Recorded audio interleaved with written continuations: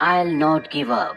इस कहानी की शुरुआत में हमें रोजी नाम की एक लड़की को दिखाया जाता है जिसकी उम्र 28 साल है। जब वो 18 साल की थी तब वो माइक से मिली थी और आज वही दिन है जिस दिन वो माइक से पहली बार मिली थी। पिछले 10 सालों से वो माइक को जानती है।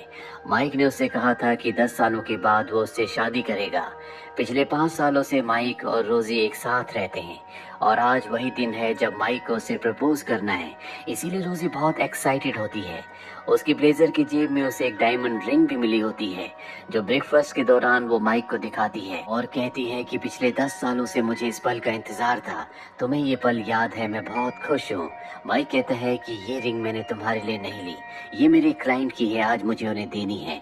और ये कहकर माइक वहाँ से चला जाता है। रोजी का दिल टूट जाता है। जिसके बाद वो टीवी देखती है जहाँ पर एक आदमी कह रहा होता है, क्या तुम्हारा पार्टनर तुम पर ध्यान नहीं देता? क्या तुम्हारा शरीर हमेशा थका थका रहता है या तुम्हारी जिंदगी में कोई एक्साइटमेंट नहीं है? इसका एक ही कारण है और वो है एजिंग। अगर तुम्हारे साथ भी ये प्रॉब्लम है तो मैजिक चॉकलेट को ऑर्डर करो। और रोजी उस मैजिक चॉकलेट को ऑर्डर करती है। इसके बाद वो अपनी फ्रेंड के पास जाती है जिसकी अगले दिन शादी होने वाली है। उसकी फ्रेंड कहती है कि अगर माइक तुम्हें प्रपोज नहीं करता तो तुम कल शादी के दिन सबके सामने उसे प्रपोज कर देना। रोजी को उसका आइडिया बहुत अच्छा लगता है और अगले दिन सबके सामने वो माइक को प्रपोज करती है। माइक कहता है कि ये हमारी दोस्त की शादी का दिन है, बहुत खास दिन है, हमें इसे खराब नहीं करना चाहिए। ये कहकर वो वहाँ से चला जाता है। रोजी भी उसका पीछा करती है। वो जानना चाहती है कि माइक के दिल में क्या है। रास्ते में माइक उसे कहता है कि मैं तुमसे ब्रेकअप कर रहा हूँ। ये सुनकर रोजी का दिल टूट जाता है और रोने लगती है। उसने जो मैजिक चॉकलेट्स ऑर्डर की थी वो आ चुकी हैं जो उसी के सामने गाड़ी में होती है।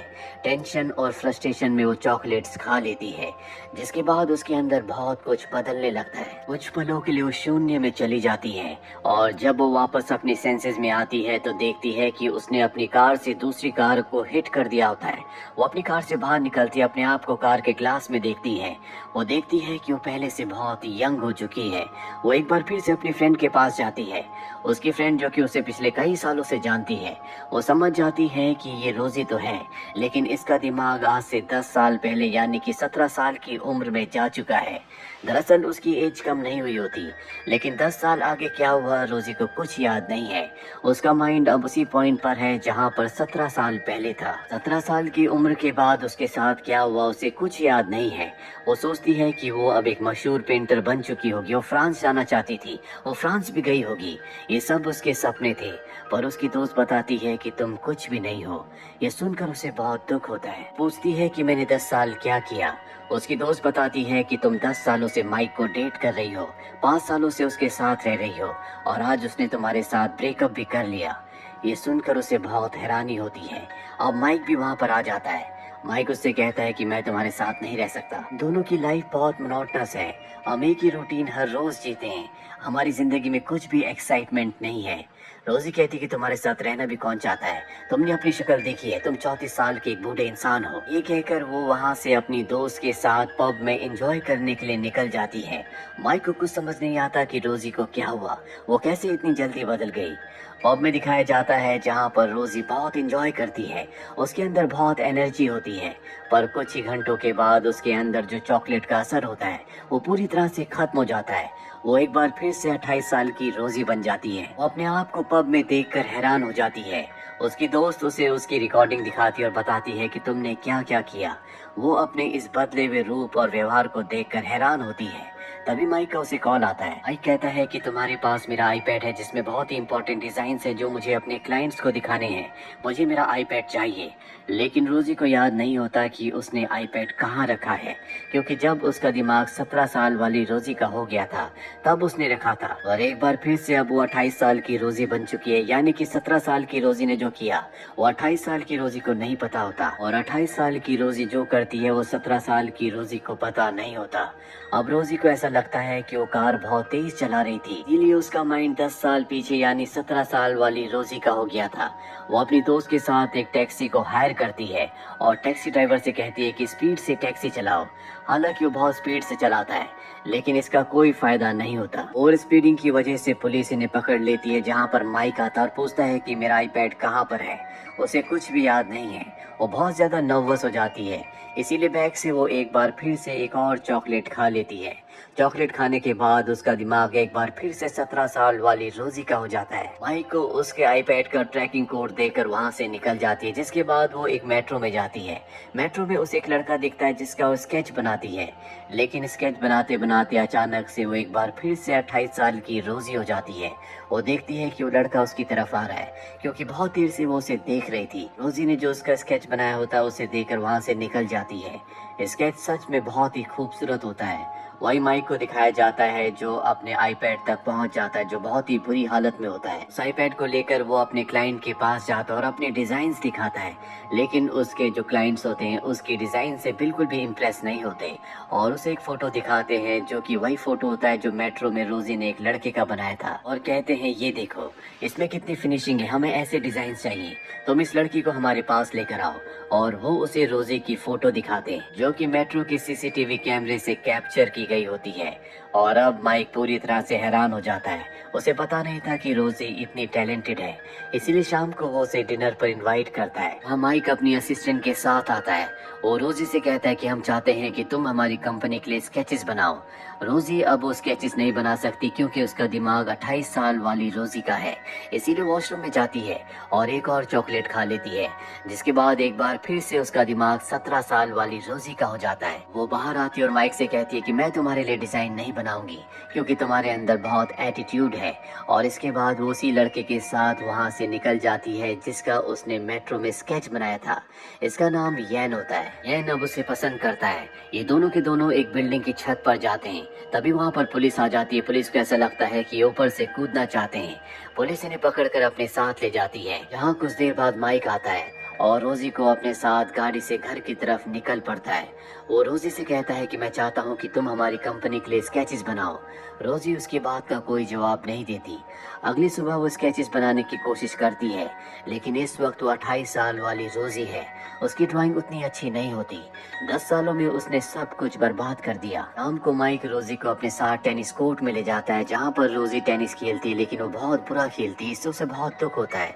वो अपने साथ चॉकलेट शेक लाई होती है जो उसकी दोस्त ने उसे बना कर दिया था। वो उसे पी लेती है। भी उसकी दोस्त का उसे कॉल आता और कहती है कि मैंने एक चॉकलेट शेक में मिला दी थी और अब क्योंकि उसने पी ली है इसीलिए एक बार फिर से उसका दिमाग 17 साल वाली रोजी का हो जाता है। इसके बाद वो बहुत ही बेहतरीन टेनिस खेलती है, यहाँ तक कि वो माइक के बॉस को भी हरा देती है और वहाँ से निकल जाती है। वो यैन से मिलने जाती है जिसे वो पसंद करती है। यैन भी उसे बहुत पसंद करता है। यैन कहता है कि इससे पहले कि तुम्हारा दिमाग फिर से बदले मैं तुम्हें बहुत दूर ले जाऊंगा। वो उसे अपने दोस्तों के साथ कैंपिंग करने के लिए ले जाता है। अब यहाँ पर 17 साल की रोजी को पता है कि वो 28 साल की रोजी बन जाती है और 28 साल वाली रोजी को भी पता है कि वो 17 साल वाली रोजी बन जाती है। लेकिन ये दोनों अपनी अपनी एज वाले दिमाग में क्या करते हैं इन्हें नहीं पता। अब 17 साल की दिमाग वाली रोजी यैन के साथ है जो उसे किस करना चाहता है। हालांकि वो पहले भी कोशिश कर चुका है, लेकिन जैसे वो किस करने वाला था उसका दिमाग 28 साल वाली रोजी का हो गया था। एक बार फिर से चॉकलेट का असर खत्म होने वाला है। दरअसल चॉकलेट का असर 5 घंटों के लिए होता है, इसीलिए रोजी बाहर जाती है और अपने मोबाइल में 28 साल वाली रोजी के लिए एक वीडियो रिकॉर्ड करती है जिसमें वो कहती है कि इस बार यैन को किस करने देना। अब वो वापस यैन के पास आती है। उसका दिमाग 28 साल वाली रोजी का हो चुका है। वो यैन से कहती है कि तुम्हारे क्या सपने। वो कहता है कि मैं बहुत बड़े बड़े काम करना चाहता हूँ। रोजी पूछती है कि मैं इन सपनों में कहाँ हूँ। वो कहता है कि तुम ही मेरा सपना हो, तुम मेरे दिल में हो। रोजी हमेशा से इसी तरह का लाइफ पार्टनर चाहती थी जो उसे इम्पोर्टेंस दे, जो उसकी केयर करे, ना कि माइक जैसा पार्टनर जो कभी उसकी परवाह नहीं करता था, जिसने अब उसके साथ ब्रेकअप भी कर लिया है। अब जैसा कि 17 साल वाली रोजी ने उसे किस करने के लिए कहा था, वो यैन को किस करके वहाँ से निकल जाती है। साथ ही उसने माइक के प्रोजेक्ट को भी एक्सेप्ट कर लिया था जो कि बहुत ही बड़ा काम था। वो काम उसे 15 दिनों में खत्म करना है, जिसके लिए उसे लगातार 15 दिनों तक 17 साल वाली रोजी बनकर रहना होगा। उसके पास चॉकलेट्स होती हैं, इसीलिए चॉकलेट्स खा खा कर लगातार काम करती रहती है। जब उसे मन करता है वो एंजॉय भी करती है। कभी वो माइक के साथ जाती है और कभी यैन के साथ। वो लाइफ को जी रही होती है। उसने अपना पहला प्रोजेक्ट असाइनमेंट भी पूरा कर लिया जो क्लाइंट्स को बहुत पसंद आता है, लेकिन अब भी उसे बहुत सारी पेंटिंग्स बनानी है। वो सभी पेंटिंग्स को बनाते हुए अपने आप को रिकॉर्ड भी करती है ताकि 28 साल के दिमाग वाली रोजी भी पेंटिंग को दोबारा सीख सके जो कि वो 10 सालों में भूल चुकी है। अब 15 दिन बीत जाते हैं और वो अपने काम को ख़त्म कर लेती है, जिसके बाद उसकी पेंटिंग की एग्जीबिशन लगती है जहाँ पर माइक का बॉस भी आता है। वहाँ पर जितने भी लोग होते हैं सबको उसकी पेंटिंग बहुत अच्छी लगती है, सब उसकी बहुत तारीफ करते हैं। लेकिन यहाँ पर रोजी और उसकी दोस्त को पता चलता है कि चॉकलेट फैक्ट्री अब डिस्ट्रॉय हो चुकी है, यानी कि अब इनके पास जितनी चॉकलेट्स हैं उन्हीं से इन्हें काम चलाना होगा। वो चॉकलेट्स खत्म होने के बाद कभी भी 17 साल वाली रोजी वापस नहीं आएगी। अब जितने भी लोग एग्जीबिशन देखने आए होते हैं वो कहते हैं कि हम चाहते हैं कि तुम एक लाइव पेंटिंग बनाओ। हालांकि रोजी के पास अब भी चॉकलेट होती है, लेकिन उसे तय करना है कि उसे 17 साल वाली रोजी बनकर पेंटिंग बनानी है या 28 साल वाली रोजी बनकर। इस वक्त उसका दिमाग 28 साल वाली रोजी का होता है। वो तय करती है कि वो अपने अस्तित्व में रहकर ही पेंटिंग बनाएगी और वो पेंट करना शुरू करती है। सच में वो बहुत ही अच्छी पेंटिंग बनाती है, क्योंकि इतने दिनों तक 17 साल वाली रोजी के वीडियोस देखने के बाद, उसके दिमाग में रहने के बाद अब कहीं ना कहीं उसका छुपा हुआ टैलेंट वापस आ चुका है। एग्जीबिशन खत्म होने के बाद वो वापस अपने घर आ जाती है, जहाँ पर अब भी उसके पास कुछ चॉकलेट्स हैं। वो तय करती है कि वो कुछ और दिन 17 साल वाली रोजी बनकर एंजॉय करेगी। वो चॉकलेट खाकर यैन के पास जाती है, लेकिन वो देखती है कि यैन किसी और लड़की के साथ बाइक राइड पर जा रहा है। उसे इससे बहुत दुख होता है। कुछ देर बाद जब वो 28 साल की रोजी बन जाती है तो वो यैन से पूछती है कि तुमने मुझे धोखा क्यों दिया। यैन कहता है कि मैंने भी तुम्हें किसी और के साथ देखा था, इसीलिए मैंने भी गर्लफ्रेंड बना ली। ये सुनकर रोजी को गुस्सा आता है, वो उसके मुंह पर ड्रिंक फेंक कर अपने घर आ जाती है। लेकिन अब वो यैन से सच में बहुत प्यार करती है, इसीलिए घर आकर वो अपनी दोस्त से कहती है कि मैं चॉकलेट खाकर यैन के पास जाऊंगी, हमेशा उसके साथ रहूंगी। और अब घर आकर वो चॉकलेट खाती है, जिसके बाद वो यैन से मिलने जाती है और कहती है कि मैं तुम्हारे साथ रहना चाहती हूँ। यैन की गर्लफ्रेंड कहती है कि कल हमेशा के लिए हम इस शहर को छोड़कर दूसरे शहर जा रहे हैं, क्या तुम सबको छोड़कर उसके साथ दूसरे शहर जा सकती हो। उसकी बात का वो कोई जवाब नहीं देती और घर आ जाती है। उसे बहुत दुख होता है, वो यैन को खोना नहीं चाहती। उसकी आंखों में आंसू होते हैं, उसके दिल में दर्द है। उसकी दोस्त को भी उसकी ये हालत देखकर बहुत दुख हो रहा होता है, क्योंकि पहले भी उसने माइक के लिए इसी तरह से सब कुछ सेक्रीफाइस किया था। अगली सुबह वो बहुत सारी चॉकलेट्स खाकर स्टेशन जाती है। यैन को एहसास हो जाता है कि उससे रोजी मिलने के लिए आई है, पर इससे पहले कि रोजी उस तक पहुंचती वो बेहोश हो जाती है। इसके बाद वो अपनी कॉन्शियस में जाती है, जहां पर उसके सामने 28 साल की रोजी होती है। वो कहती है कि तुम वही गलती दोबारा कर रही हो जो मैंने 10 साल पहले की थी, जब मैंने माइक के लिए सब कुछ छोड़ दिया था।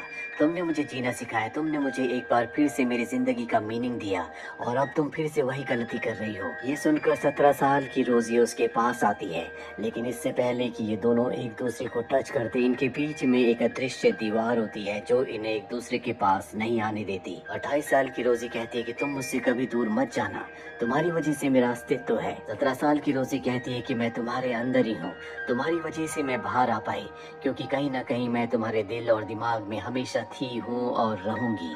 इसके बाद 17 साल की रोजी गायब हो जाती है। एक उसी पल 28 साल की रोजी को होश आता है, जो कि हॉस्पिटल में होती है। अब कुछ महीनों बाद दिखाया जाता है कि रोजी अपने करियर में बहुत कामयाब हो चुकी है। यैन उसकी कामयाबी देखकर बहुत खुश होता है। साथ ही माइक को एहसास हो चुका है कि उसने पास्ट में बहुत गलतियां की थी।